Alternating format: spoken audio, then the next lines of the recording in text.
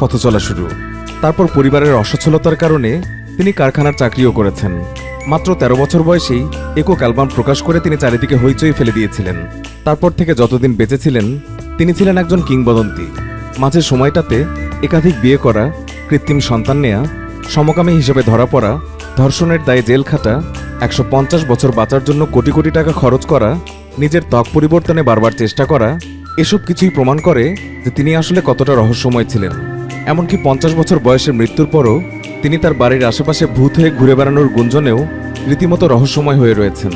হ্যাঁ, বলছিলাম পৃথিবীর সবচেয়ে রহস্যময় গায়ক ও নৃত্যশিল্পী মাইকেল জ্যাকসনের কথা, যাকে বলা হয়ে থাকে বিশ্বের সবচেয়ে সফল সেলিব্রিটি। পপ সাম্রাজ্যের বাদশাখ্যাত মাইকেল জ্যাকসন নাচ গানার ফ্যাশনে অপ্রতিদ্বন্দ্বী ছিলেন। ব্যক্তিজীবনে বিতর্কিত পপ সম্রাট মারা যাওয়ার পরেও বিভিন্ন ঘটনার প্রেক্ষাপটে ৪ দশকেরও বেশি সময় ধরে সাংস্কৃতিক অঙ্গনে বৈশ্বিক ব্যক্তিত্ব হিসেবে তিনি রীতিমতো চিহ্নিত হয়ে রয়েছেন। ১৯৮০ দশকে তার জনপ্রিয়তা ছিল রীতিমতো গগনচুম্বী। মাইকেল জ্যাকসনের রহস্যঘেরা জীবন নিয়েই আমাদের আজকের এই ভিডিওটি। তার এই রহস্যময় ভুতুড়ে জীবনের কথা এবং নানা রকম অজানা তথ্য জানতে ভিডিওটি দেখতে থাকুন শেষ পর্যন্ত। আজকের এই ভিডিওটি না দেখলে বুঝতেই পারবেন না যে জীবন কতটা রহস্যময় হতে পারে। আফ্রিকান আমেরিকান পরিবারে ১৯৫৮ সালের ২৯শে আগস্ট মাইকেল জোসেফ জ্যাকসন জন্মগ্রহণ করেছিলেন। ১০ ভাই বোনের মধ্যে তিনি ছিলেন অষ্টম।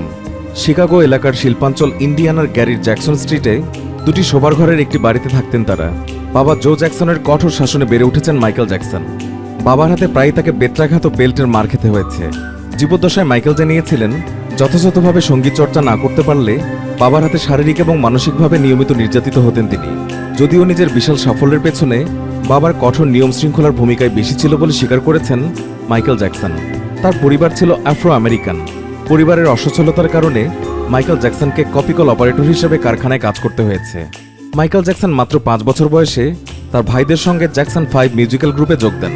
মাত্র ১৩ বছর বয়সে এককভাবে মাইকেল জ্যাকসনের ক্যারিয়ারের যাত্রা শুরু হয়। ১৯৭২ সালে তার প্রথম একক অ্যালবাম পেন প্রকাশিত হয়। এরপর ১৯৭৯ সালে তার পরবর্তী অ্যালবাম বের হয়েছিল। এই অ্যালবামের নাম ছিল অফ দ্য ওয়াল। মাইকেল জ্যাকসনের গানের ভিডিওগুলো এখনও বিশ্ববাসীকে রীতিমতো মন্ত্রমুগ্ধ করে রেখেছে। মাইকেল জ্যাকসন তার বিট ইট গানটি রিলিজ করার পর এমটিভি শীর্ষে অবস্থান করেছিলেন। অনেকে হয়তো জানেন না, মাইকেল জ্যাকসনের একটি গানকেই পুঁজি করে সে সময় এমটিভির উত্থান ঘটেছিল। মাইকেলের সবচেয়ে বেশি বিক্রিত অ্যালবামের মধ্যে রয়েছে of the wall, thriller, bad, dangerous এবং হিস্ট্রি। এর মধ্যে থ্রিলার সবচেয়ে বেশি বিক্রি হওয়া অ্যালবাম। তিনি যে সত্যি একজন শিল্পী হিসেবে কতটা জনপ্রিয় ছিলেন তা বোঝার জন্য একটি রেকর্ডই যথেষ্ট। পপ সম্রাট মাইকেল জ্যাকসনের রেখে যাওয়া সম্পদ থেকে এ পর্যন্ত আয়ের পরিমাণ দাঁড়িয়েছে প্রায় $৬০০ মিলিয়ন। এটি মাইকেল জ্যাকসনের রেকর্ড পরিমাণ আয় করা থ্রিলার নামের অ্যালবাম থেকেও বেশি। ৬০০ মিলিয়নের বিশাল এই অর্থ মূলত টিকিট বিক্রি থেকে এসেছিল। ২০০৯ সালের জুন মাসে মৃত্যুর পর অর্জিত হয়েছে এই অর্থ। আইটিউন্সে এখনও সবচেয়ে বেশি অ্যালবাম বিক্রিত হচ্ছে মাইকেল জ্যাকসনের। তার মৃত্যুর পর থেকে প্রায় প্রতিদিন প্রায় ৫০ মিলিয়ন কপি অ্যালবাম বিক্রি হয়েছে এ পর্যন্ত। সব মিলিয়ে মৃত্যুর পরও দিন দিন ধনী হচ্ছেন মাইকেল জ্যাকসন। মাইকেল জ্যাকসন তার পেশাদার জীবনে যতটাই সফল, ব্যক্তি জীবনে ঠিক ততটাই বিতর্কিত ও সমালোচিত।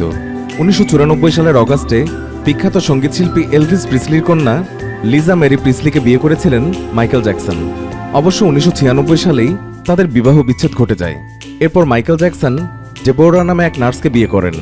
এরপর কৃত্রিম উপায়ে তাদের দুটি সন্তান হয়। এর মধ্যে ১৯৯৭ সালে ছেলে প্রিন্স মাইকেল জ্যাকসন এবং ৯৮ সালে মেয়ে প্যারিস মাইকেল জ্যাকসনের জন্ম হয়।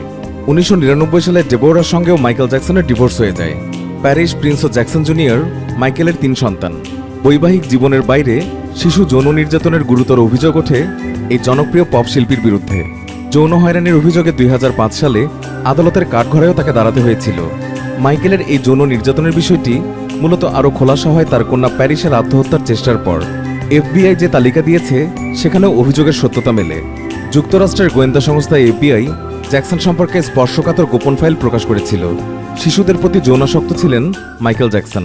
জীবদ্দশায় অন্তত ২৪ জন বালককে তিনি যৌন হয়রানি করেছিলেন, আর এতে তিনি ব্যয় করেছেন $৩,৫০,০০,০০০। প্রায় ১৫ বছর ধরে তিনি এই কর্মে লিপ্ত ছিলেন। মাইকেলের যৌন নির্যাতনের শিকার হয়েছেন অভিনেতা কিংবা ড্যান্সার সহ আরও অনেকেই। অনেকে আবার নিজের মান সম্মানের ভয়ে এই খবরটা চেপে গিয়েছেন। মাইকেলের মৃত্যুর পরও এই বিতর্ক কিন্তু তার পিছু ছাড়েনি। মাইকেলের মৃত্যুর পর তার বিরুদ্ধে যৌন হয়রানির অভিযোগ এনেছিলেন তার সাবেক কোরিওগ্রাফার ওয়েড রবসন। মাইকেল জ্যাকসনের রহস্যময় জীবনে রয়েছে কত শত রহস্য, তার মাঝে জ্যাকসনের 150 বছর বাঁচার জন্য আপ্রাণ প্রচেষ্টা অন্যতম। ব্যাড অ্যালবামটি হিট করার পর টাকা আর খ্যাতি এই দুয়ের কোনো অভাব হয়নি মাইকেল জ্যাকসনের। সুন্দর এই পৃথিবীর মায়া তারও ছিল। সে কারণে কিভাবে অমর হওয়া যায় সেই রাস্তায় খুঁজছিলেন তিনি। এজন্য বিশ্বের সর্বোচ্চ চিকিৎসা বিজ্ঞানের নাগাল পাওয়ার চেষ্টা করেছিলেন তিনি। মাইকেল বিশ্বাস করতেন যে একসময় তার ক্লোনিং করা সম্ভব হবে এবং এর পেছনে তিনি যে টাকা পয়সা ব্যয় করছেন তাও সার্থক হবে। শুধু ক্লোনিং নয়, কমপক্ষে 150 বছর বাঁচার জন্য তৈরি করেছিলেন একটি জটিল অক্সিজেন চেম্বার। মাইকেল জ্যাকসন সেখানেই নিয়মিত ঘুমের অভ্যাস গড়ে তুলেছিলেন। হাতে গোনা খুব কম মানুষের সঙ্গে মিশেছেন। কেউই পূর্বানুমতি ছাড়া তার বাড়িতে কখনোই কেউ ঢুকতে পারত না। খুবই এলোমেলো জীবনযাপনে অভ্যস্ত ছিলেন মাইকেল জ্যাকসন। মাইকেল জ্যাকসন ঠিকমতো খাওয়া দাওয়াও করতেন না। একসময় ঘুমও তাকে ছেড়ে চলে গিয়েছিল। সারা রাত মাদকে আচ্ছন্ন থাকতেন, আর সে সময় কড়া ঘুমের ওষুধ ব্যবহার করার পরেও তার একটুও ঘুম আসতো না। সে কারণে তিনি পরবর্তীতে ঘুমের ওষুধেই আসক্ত হয়ে পড়েছিলেন। এই অসহনীয় জীবন আরও কষ্টকর ছিল শিশুদের যৌন নির্যাতনের অভিযোগ আদালতে প্রমাণ মেলার পর। রাতে না ঘুমিয়ে ঘর ছেড়ে বাড়ির বারান্দায় শুয়ে কাঁদতেন তিনি। মাইকেল মারা যাবার পর তাকে নিয়ে এমনি নানান রকম নতুন তথ্য ফাঁস করেছে তার বাড়ির কাজের লোকজন, স্বজন এবং বন্ধুরা। এই তথ্যগুলোর কোনোটি বিস্মিত করেছে, আবার কোনোটি বিষাদে মন পুড়িয়েছে তার ভক্তদেরকে। মাত্র 50 বছর বয়সে ওষুধের বিষক্রিয়ায় তিনি পাড়ি জমান না ফেরার দেশে। মৃত্যুর আগে 2 দশক ধরে পপ সঙ্গীত বিনোদনের মাইকেল জ্যাকসন এজন্য এক সমার্থক শব্দ ছিল। মাইকেলের আকস্মিক মৃত্যু নিয়েও রহস্যের কমতি ছিল না। মাইকেল মারা যাবার সময় তার শরীরে 6 ধরনের মাদকের ভয়াবহ মিশ্রণের জের ছিল। মাইকেল মারা যাবার পর তার ফরেনসিক রিপোর্টে পাওয়া গিয়েছিল 6 ধরনের মাদকের মিশ্র উপস্থিতি। একে একে বেরিয়ে আসে প্রোপোফল ছাড়াও জ্যাকসনের শরীরে ব্যথানাশক লোরাজিপাম, মিডাজোলাম, ডায়াজিপাম, লিডোকেইন এবং এফিড্রিন। মাইকেল জ্যাকসনের মৃত্যুর জন্য তার ব্যক্তিগত চিকিৎসক কনরাড মুরকে দোষী সাব্যস্ত করেছে আদালত। পপস্টারের মৃত্যুর জন্য অনিচ্ছাকৃতভাবে হলেও তার গাফিলতি দায়ী বলে লস অ্যাঞ্জেলেসের আদালত সে সময় রায় দিয়েছিল। যদিও মুরের আইনজীবীরা দাবি করেন জ্যাকসন স্বেচ্ছায় অতিরিক্ত মাত্রায় বিভিন্ন ধরনের মাদক নিয়েছিলেন, তবে এটি একটি হত্যা নাকি আত্মহত্যা হিসেব কষে 2-2-4 আজও মেলেনি। অবাক করা ব্যাপার হচ্ছে মাইকেল ভক্তদের বিশ্বাস তিনি এখনও বেঁচে আছেন। খ্যাতি আর সাফল্যের মায়াজালে তিনি নিঃসঙ্গ অনুভব করছেন বলেই এই জীবন থেকে পালিয়ে গেছেন। ছদ্মবেশে ঘুরছেন দেশ থেকে দেশে। এগুলো মোটেই বানানো কথা নয়। বিশ্বের অধিকাংশ মাইকেল ভক্তের মতে তিনি এখনও বেঁচে রয়েছেন। শুধুমাত্র লোকচক্ষের অন্তরালে যেতেই তার মৃত্যুর খবর ও ছবি প্রকাশ করা হয়েছে। অনেকে তো দাবি করেই বসেছেন তিনি মৃত্যুর পরও কোথায় কবে উপস্থিত ছিলেন। এমন প্রমাণও কম নয় অন্তর্জালে।